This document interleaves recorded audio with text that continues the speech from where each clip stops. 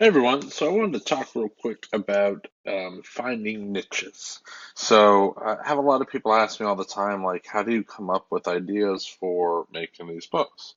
And I like to frame everything in the sense that there are essentially, let's say, like 15 different kinds of books you can make for low content. And there may be more, and I haven't yet discovered them, but you have blank books, you have line journals, you have specific diaries, you have planners, calendars, organizers, workbooks, memory books, kind of guest sign-in books or activity books, puzzle books, coloring books, and the like.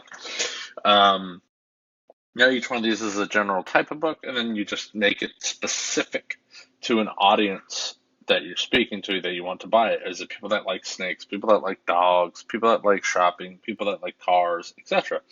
And one way I like to find out what people are searching for on the web and to come up with new ideas is to use, Google Trends is one way. It helps. It's not, the greatest because, it's very subject to what's going on at that very moment.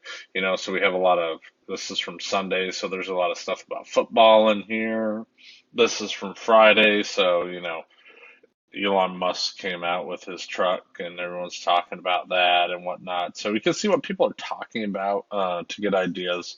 And you try and see if there's a pattern of something being talked about every single day or being searched for every single day. And that will tell you that that's something that's kind of popular and in the now that you can kind of jump on right now. But to get maybe a little bit more perspective is we could check Barnes and Noble and their bookseller, and we could see like what are the trending books. You could go to their BNN top 100 booksellers, or you go to the New York Times books best booksellers, and just see what's going on. And this is just kind of topics that are interesting people right now. And we could scroll through their list to see if we can find something. So let's see, or some science experiments is doing very well right now. So can you make a book speaking to people about science experiments? Um, as we go down, we might find some other options, and the same thing can be done with Amazon. So we can go on Amazon and go to Amazon's bestsellers, and this is every category, and we could see what's trending from every single category on Amazon, or we could just go ahead and click on books, and we can see books overall. Riddles is there's a riddle book doing well, so that's kind of like an activity book in a sense, right? Um, People of Walmart coloring book, Confident, Brave, and Beautiful coloring book. So a couple coloring books doing very well. Animals Kissed Goodnight. Okay, so we got animals. Let's see what else we get. It's very close to Christmas time, so we got some seasonality going in here. Look, we got some stuff on cookbook, salt, fat, acid, heat, along with the complete cookbook, Young Chefs. So can you make something for cooking? Anything that has to do with home and garden is typically evergreen. And home and garden means cooking, kitchens, woodworking, remodeling, plumbing, etc. Again, also kids is a huge market. Deep blue ocean. People always buy new stuff for their kids. They're always needing new ones because they buy one and they burn through it and they need another. So, can we find something?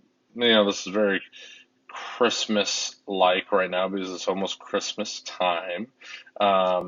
How to draw animals. Okay, so that's probably a great one for kids if you want to get into drawing books. Another coloring book with unicorns. Okay, we could probably also talk about maybe like a prompt book. Kids make stories and stuff. So let's say we're like, okay, well, we want to do something for children. Boom, click on children's books. Inside children's books, there's a ton of categories. Is it going to be science fiction? Is it going to be religious? Is it going to be holidays? Is it going to be fairy tales? Is it going to be comics, right? But we can see overall, when it comes to children's books, what's doing well. And our whole goal all the time is to find something very specific, right? Because breaking into just children's books ain't gonna happen, right? It's gonna be very difficult. But breaking into one of these sub niches inside of here, let's say, I don't know, fairy tales, folk tales, and myths. We got the unicorn coloring book. We got some stuff about Frozen. You know, how to draw for kids. Another one. Okay.